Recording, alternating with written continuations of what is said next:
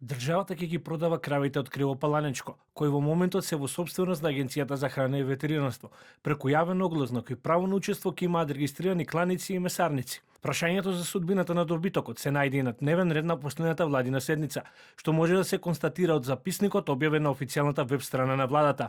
По објавувањето на одлуката, Телевизија 24 побара став од Агенцијата за храна и ветеринарство. Оттаму вела дека врз донесената одлука на владата од страна на АХАВА ќе спроведат проверка за здравствената состојба на одземените говеда, пошто ќе бидат утврдени пазарни вредности и ќе биде распишан јавен повик за нивно оттуѓување.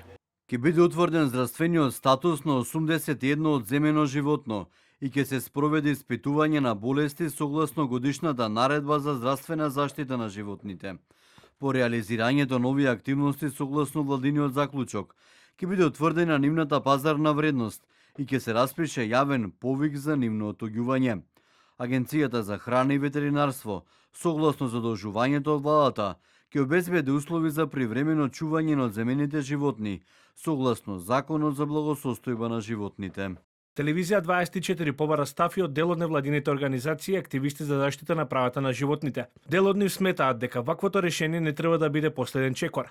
Наместо добитокот да заврши на колење, предлагаат животните да бидат ставени на јавна лицитација на која би се надавале одгледувачи за нивно преземање по натомашно згрижување.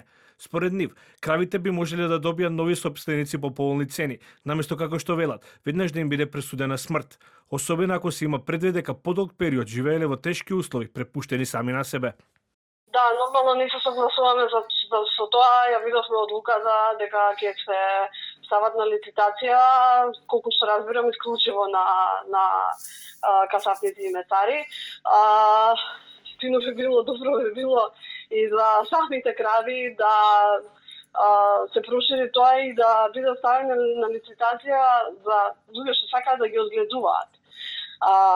Така и мислам ќе се продолжи животот на тоа животно, нема да ова е практично пресуда за директна смрт. Телевизија 24 подолг период известува за состојбата на терен во Кривопаланичко.